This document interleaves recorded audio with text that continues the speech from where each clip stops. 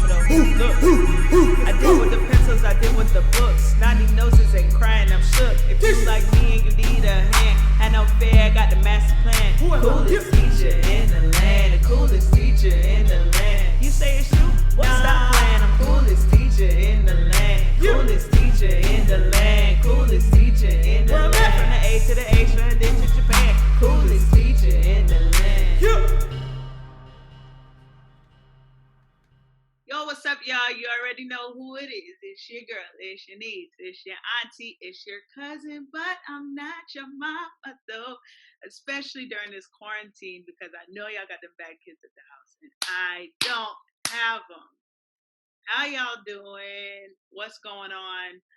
Hope y'all are surviving. If I'm not surviving, I know these curls is thriving. Y'all know what I'm talking about. But I told y'all I had a lot of friends, right? So I got one of my friends here today. That's why I got this Golden Girls shirt on. Thank you for being. Y'all know the song. Y'all know the song. I'm play the video. Y'all know the song. Come on, choir. Let's sing it. Sing it. Thank you for being a friend. Oh, yeah. Travel down the road and back again. So we started from the bottom. Your heart is true. Ooh, yeah. You're a pal and a confidant. Ooh, and if you're through, buddy, invited everyone you knew. No. You would say give a big gift. Oh, thank you for being my friend. Yeah. So this right here is she's my first lady. She is the first lady of the Progressive Ratchet AME Church of God in Christ. Please don't look it up. It doesn't exist. Please don't look it up. She's also one of my dear friends, and y'all know that I am a singer and a musician, so it takes a lot to impress me. And when I tell you this girl is one of the best singers that I know, and I know a lot, she is definitely one of the best. If you walk into church and you bound by anything, as soon as you open your mouth, you're free. You're free as a bird. So studio audience, let's give it up for Miss Brittanee Morris. What an introduction. That's the best introduction you ever got. Yeah, I feel pretty good about myself right now. You should. Yeah. Just be prepared. You're going to get famous after this, okay? Thanks for having me. I'm stoked. No problem. Yeah. So, Brittanee, tell us your education story, how you got in, what you did, all that. Yeah, so education story. I was not one of those girls that always wanted to be a teacher growing up. I actually always wanted to be a nurse. Thought I was going to be a nurse through my first semester of college, where I was like, nah, I'm good. Don't want to do that. Yeah. So I knew that I enjoyed helping people, and that, nurse, teacher, they kind of go hand in hand. Right. And I thought, I had volunteered in children's ministry at church and always enjoyed that. And I enjoyed it. I liked being with the kids. And I've always liked explaining things to people and seeing them get it, like the light bulb come on. So I changed my major to elementary education, and that's what my undergrad is in. So I'm from Louisiana. I got my undergrad in Louisiana, and I moved to Texas, and I started subbing because I graduated in December, so I couldn't get a teaching job right in January that particular year. So I started subbing. My first time subbing, I subbed for a 6th grade class. I left in tears, and I was like, teaching is not for me. This is horrible. They're so mean. They didn't listen to me. I was fresh out of college. It took me a little bit longer to finish college, but I was 24, and the struggle was so real. I was so timid and sweet, and yeah, bless my little heart back then. But I ended up persisting, and I got a long-term sub position at a second grade position, and I ended up getting hired that next year. So I taught 2nd grade for 2 years, switched to 4th, and then went back to 2nd. So I taught, self-contained. I taught everything, and then one of the years science only, which I loved that. I'm a math person. So about 2 years, pretty much my first year teaching, going in, I knew that I wanted to do something else. I didn't see myself doing it for 30 years and then retiring. Elementary teachers are a special breed of people. It is one of the hardest jobs I think out there. The truth. It is like people do not know. And if you are an elementary teacher, God bless you. Your family does not understand what you do all day unless they do it too.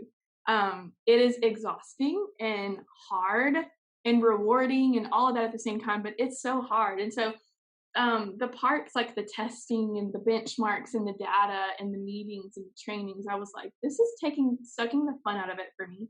So I decided to go to grad school for the part of teaching that I really found myself being drawn to, but not able to spend time on, which was the socio-emotional, like dealing with that with the kids, because all of my problem kids had stuff going on at home. All of them, most of them. Yeah. I found myself wanting to spend time with them and see what was going on and check in, but I had to move on to the next thing. Like my schedule was on the wall and it was ticking away, and I didn't have time to stop and adequately deal with that side of it. So I went back to school for school counseling, got that done, and so I was only in the classroom for 4 years, and I got a counseling job right out of grad school. And yeah, I started off in counseling elementary. I did that for 2 years, and then now I'm entering my 3rd year as a high school counselor. So that's kind of the nutshell version, but I love, love, love counseling. It's definitely where I'm meant to be. I love it so much. So I get to work with families. I get to work with parents. I kind of get to structure my day. It's not dictated as much by the bell as it was as a teacher. So that's, my education story in a nutshell. Now, Brittanee, you don't just only counsel in the schools, do you? Right. So I decided, so my master's degree is in school counseling. And obviously, even school counselors have a lot of other duties as assigned, like we all do, right? So, not all my day is spent counseling kids about, anxiety and depression and the things they're dealing with. So I was 4 classes away and a 3,000-hour internship away from being a licensed professional counselor or LPC. So I really felt called to do that, to use my life experiences and just my experiences with families and parents and education to be a counselor outside of the school setting and just offer therapy and that kind of thing. So I went ahead and went for that, and I recently finished that and started my own practice called Authentic Counseling, where I see all the info gonna be below. Yes, I'm so excited. So now I'm a school counselor by day and a therapist part-time. So loving that too. It's just like right in my zone, and it's cool to see something that you've been working what feels like forever for start to just happen and be in front of you and be able to do it. So loving it. So much fun. That's live. You obviously have a very unique story, and you have the background of being a teacher and a counselor. So you kind of know both sides. Now, this channel is all about teacher wellness and, making sure teachers are mentally whole and all that, because if we're not good, then our students aren't going to be good. What do you think that, from what you've seen, is the biggest concern for teachers when it comes to teacher wellness and mental health, and kind of how should we be processing through that? Yeah. I was just actually counting back. So I'm entering my 9th year in education, and I've worked at 4 schools, all with very, very different dynamics, different student populations, different faculties, things like that. And when I was thinking on this question, I thought of 2 things. And I said this earlier, but teaching is just it, and anyone that is a teacher knows this, but it is a really difficult job, especially if you do it well. And there's so many things to that. And the other side to that is because it's such a hard job, it's really easy to kind of congregate with people and get in a negative space about our jobs. Our kids, they're y'all, we all have that kid that is, we just wish they would be absent and they never are. Like, they're never absent. Like, we love you in small doses, but gosh, like, you drive us crazy. And, you know, I've done this well and I've done it not well. And I just think that you have to really fight to keep in your mind your why and why you started this job. Because I think that anyone that lasts more than 5 years in education, you know, you have to find your why on a daily basis sometimes. And so I think lounge talk and who you're around and who you choose to, you know, be around at work is really important. And sometimes it's a matter of you not participating in certain conversations because it's not going to put you in a better space, and it's not going to keep you where you need to be successful at this difficult job, because you're in the trenches.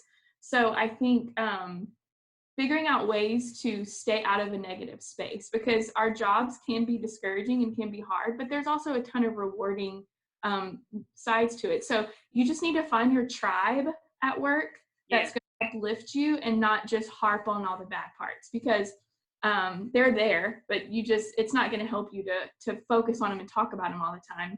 I know my team at work, we tried to do this thing. We didn't last very long, but tried to do this thing where we were like, okay, y'all, one gripe a day, one gripe.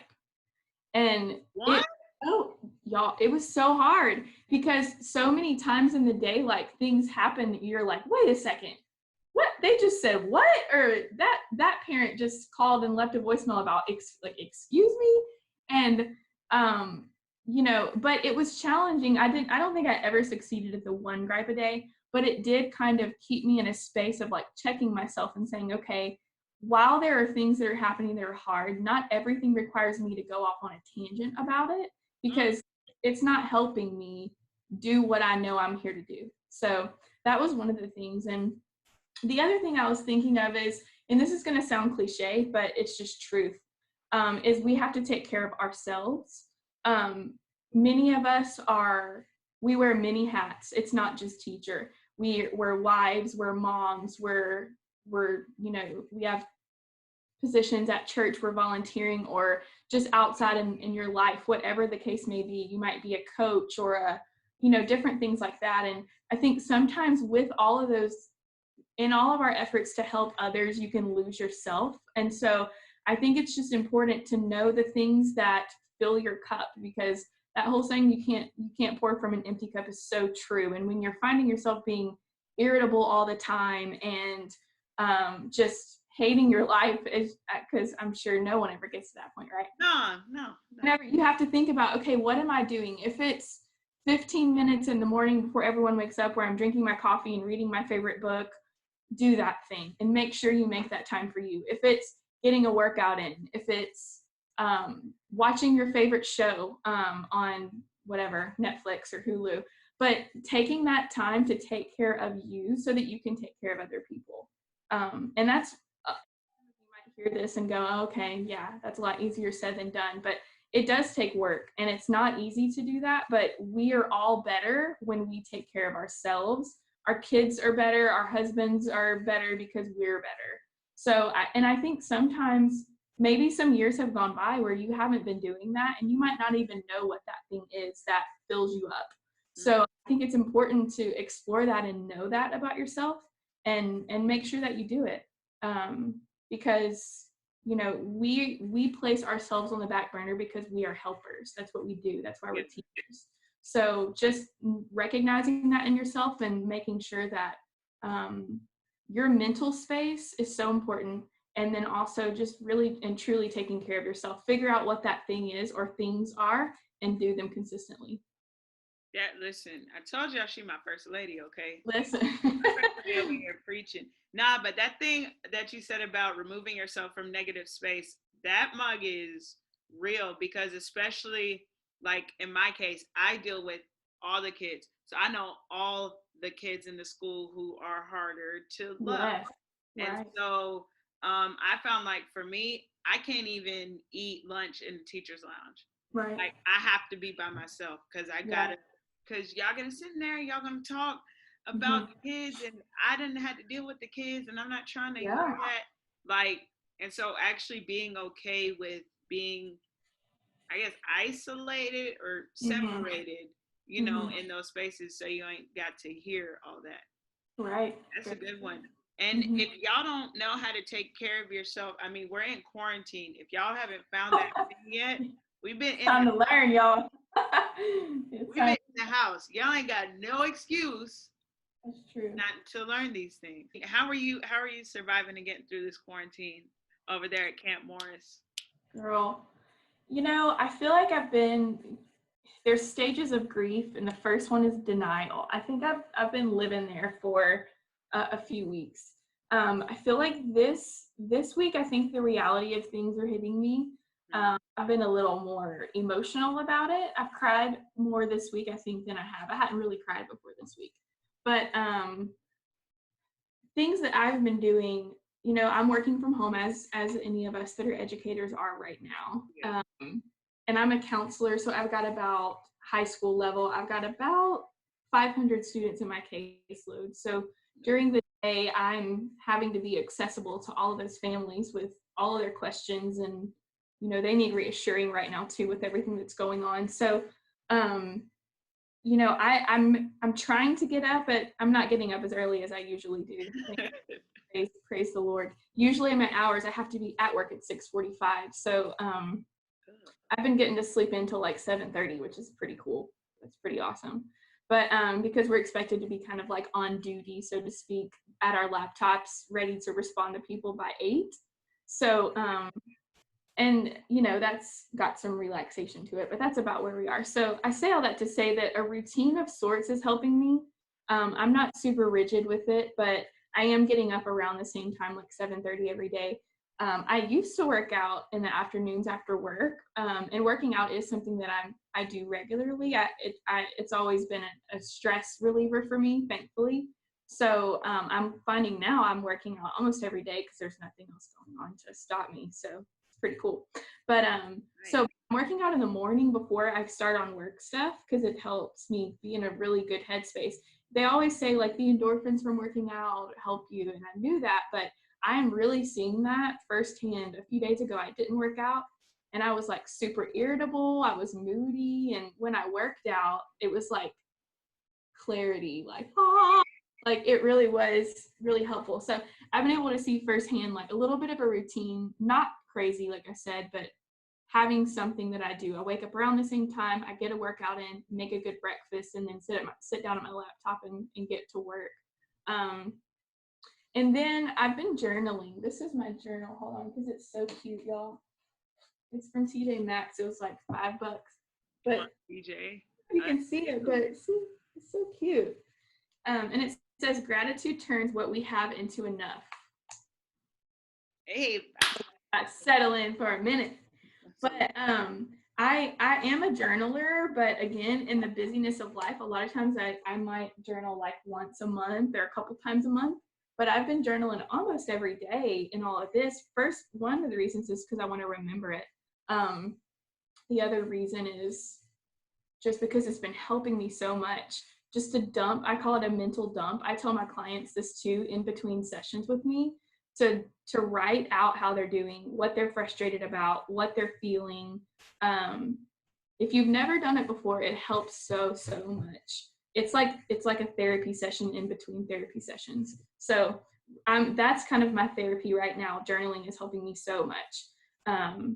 And evening walks, we have 2 dogs and we take them on a walk in the evening because I go stir crazy. I don't know about y'all, but when I'm sitting in the house all day, I need to just get out of the 4 walls. So even just walking around the neighborhood has been helping a lot. So those are workouts or routine, journaling, and the evening walks or bike ride have been keeping me sane around here. that's what's up. But if you don't have a journal, you can do like me. Like I might not write, but I keep it in my phone. There's just something that says Journal 2020, and Yeah. so I just been writing in that. And Yeah. that Or Amazon, you could order one. Amazon does deliver, and Target. I just got a Target delivery. Oh, nice. So many things right now around social media about like you know, you have all the time in the world, like this is your time, like learn a new skill or work on your side hustle or read a book or exercise every day. And that is true. But I think that also we need to, during all of this, we just need to give ourselves grace, because sometimes you might not have a routine, and sometimes you might just lay there a lot of the day, and that might be what your body needs. And I think that I saw, this is counselor mode, but I saw someone say that we're going through collective trauma right now, and it's just, we're all grieving different things. I think we just all need to give ourselves grace. I think I've said that a bunch to people and to myself in this past 4 weeks, 3.5 weeks. Just, you know, there's a lot of expectations and there's so much floating around. And so just guard your peace. Come on, peace. That's a word. Yeah. All right, so we end all of our interviews, because, you know, we're going to have a bunch because it's going to blow up, you know. Yes. That thing. Cool. With the lightning round. So here's how this works. I'm going to give you a question. You just give me the first phrase or whatever that comes to your mind. I'm going to tell you right now, I'm bad at this. I'm watching all the people. Well, praise God. Well, there we go. All right, here we go. Your favorite piece of classroom decor? Lamps. Lamps, okay. Shine the light. Your favorite song to listen to after a hard day?